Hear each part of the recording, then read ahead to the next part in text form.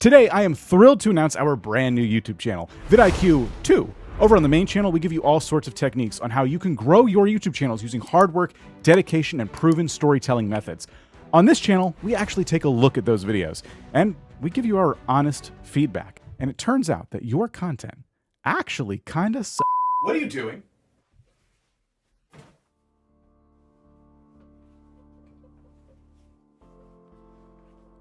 Sorry about that. I think he moved all the camera recording equipment into the basement.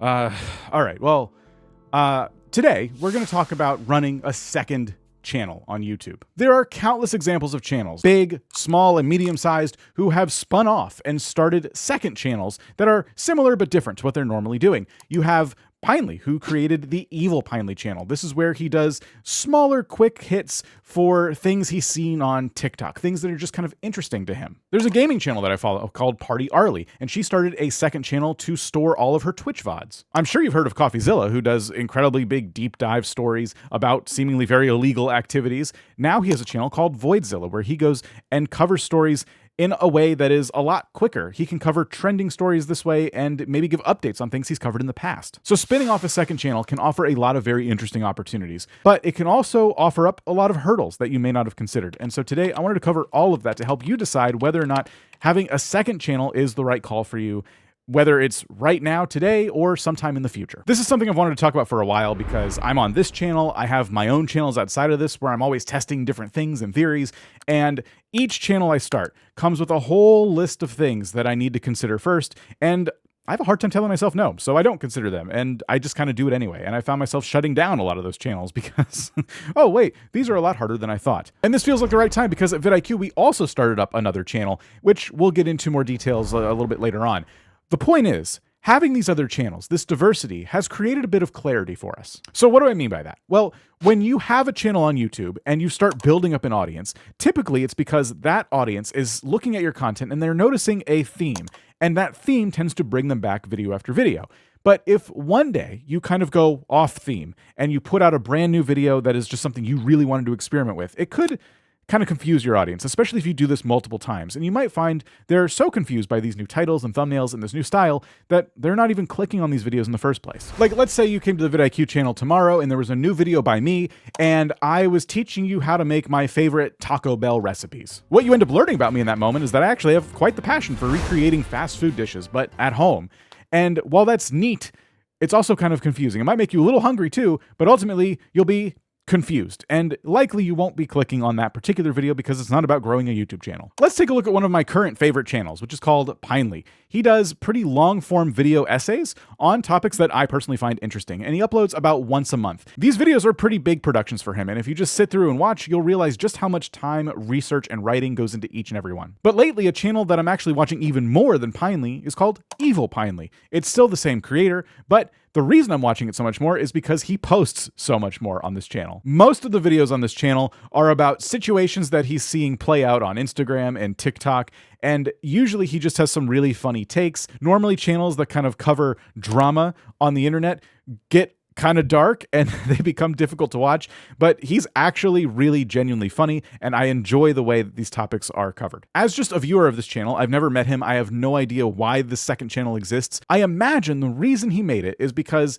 it is actually an outlet for him. He has other things he wants to say, and these videos are a lot quicker for him to make, and this gives him an opportunity to just make more content, do something that he genuinely loves to do, which is create videos. I think in the past he's mentioned he has a filmmaking background, so this absolutely makes sense, and it's pretty clear that YouTube is like his full-time job, so it doesn't hurt to have yet another channel with over 100,000 subscribers helping you to pay the bills. The next question we have to talk about, though, is why are Evil Pinely videos not just on the main Pinely channel? They're doing very well. They're getting a lot of views. And if you were to combine the subscribers for both channels into one big channel, you'd probably be a lot closer to 1 million. So why? As a viewer, having these two channels and this distinction is really important to me because if I'm at the end of my day, the Pinely channel is fantastic. I can watch an 1.5 hour long video about the TikTok cruise, and that's something that I can just sit back, relax, and enjoy without flipping through channel after channel or shorts. I mentioned that he uploads just about once a month on that channel, and that time seems to be well spent because sometimes he rents out studios, he travels, he does performances in this content. The second channel videos, although they are researched, typically take place in one location,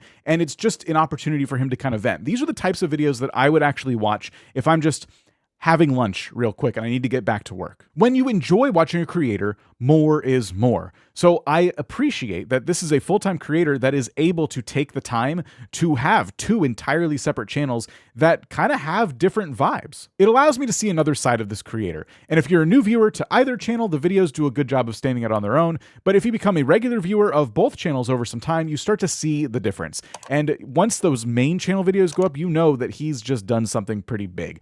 And it becomes even more special to watch those uploads when they release. As a growth strategy, it's actually kind of genius because what he's done is created a content ecosystem that revolves around him. The main takeaway here is that with Pinely, there is something for everybody, and that consistency cannot be understated. It is incredibly valuable. We all know that the algorithm loves consistency. So yes, if you are uploading consistently, but the types of content you're uploading aren't consistent with one another, that's not going to cut it. Having another channel to put up those weird and wacky ideas that you have will protect the consistency of your main channel, which is about a totally different thing and potentially even bringing in a totally different audience. And as we've seen, if you do it correctly, that second channel can mean monetization on that channel, more revenue, and everybody's happy. You're making more money, and your audiences, potentially two separate audiences, are happy because they understand what each of these channels is about and which one's for them. So before we move on to the next section of this video, I want to just take a second to ask you to pause this video and let me know in the comments a couple of things. Have you considered a second channel? Are you just overwhelmed right now with your current channel? And if you did want a second channel, what would it look like? What types of videos would you make? What is your dream second channel like? And hopefully pausing the video there didn't get you to click off of it entirely, because while we have talked about all of the fun, cool parts about starting a second channel, what we haven't discussed are the downsides. And yes, there are downsides to doing this, if that wasn't clear already. And you'll be thinking, oh yeah, second channel, what's with all the hyperbole? Why is this such a big deal? It's a YouTube channel. Yes, it is. But starting that second channel is its own thing. It's a whole bunch of work, just as much work as a main channel. And the reason it's such a big decision is because what's going to happen to the channel you're already running when you start this new channel?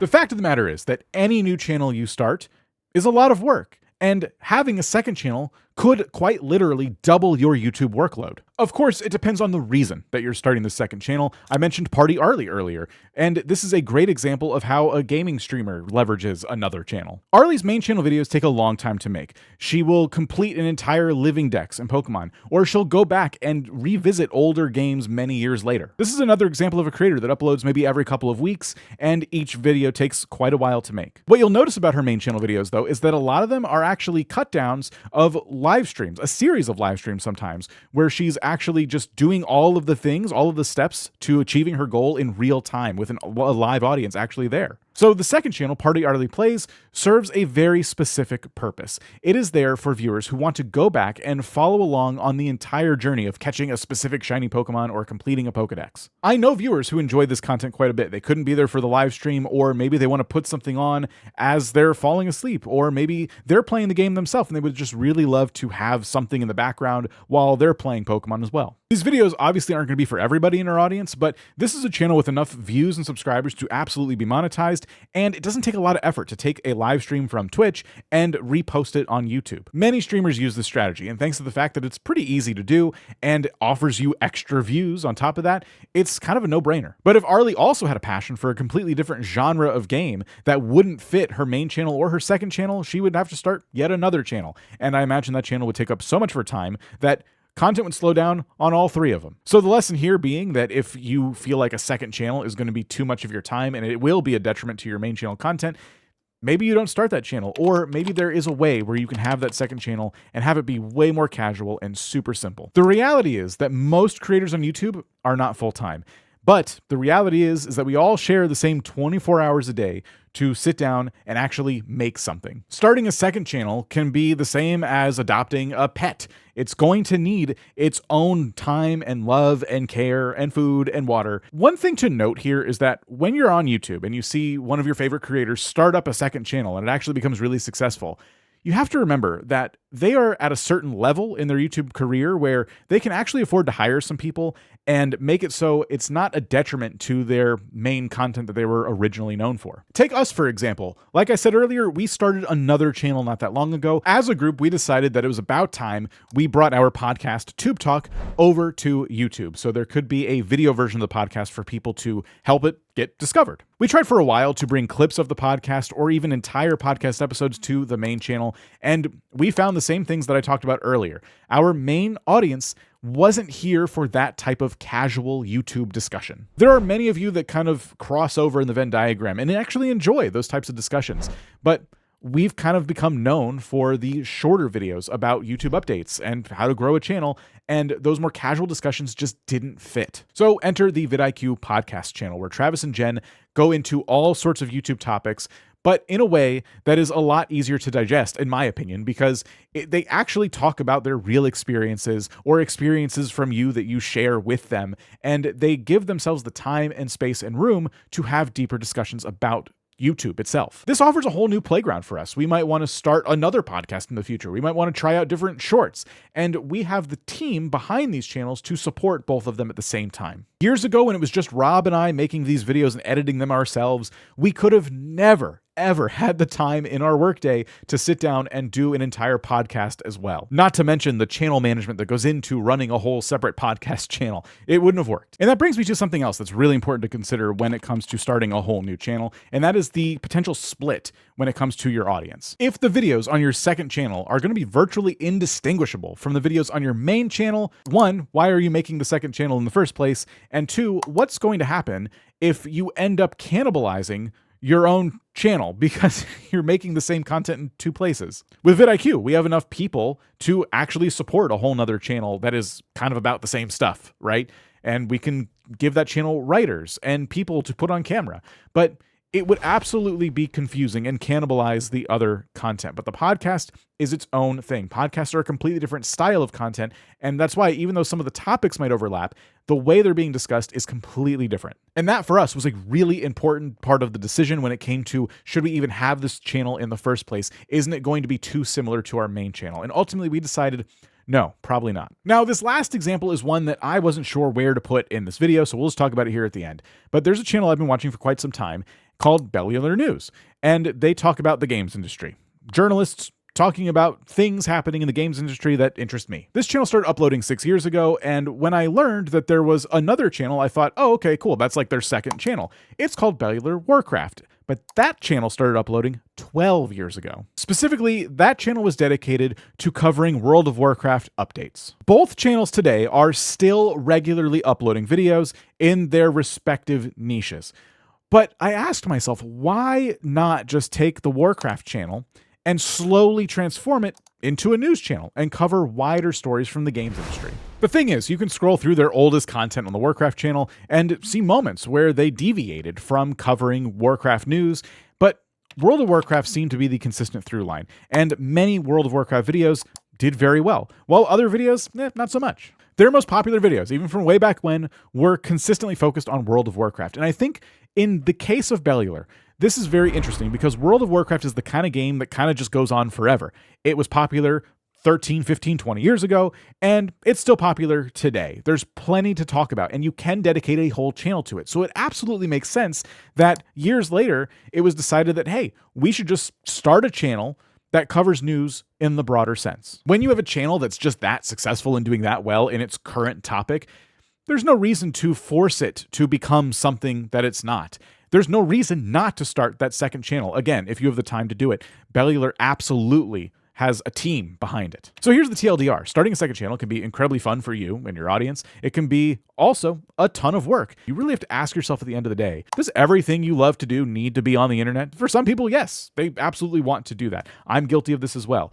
And for some people, having hobbies that are outside of YouTube might be healthier, something that you can do to break away from the grind of making videos. So if you're still not sure what to do when it comes to starting a second channel, I hope this video made it a little bit more helpful to you. And I guess that's really my advice at the end of the day. If you're having trouble deciding if this is something you should be doing, try it out.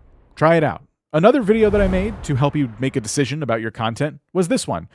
Should you be live streaming on YouTube or should you be live streaming on Twitch? Spoiler alert, I kind of give you the same conundrum. Maybe just try it, but there are a lot of important details that you should probably know, so go watch that next.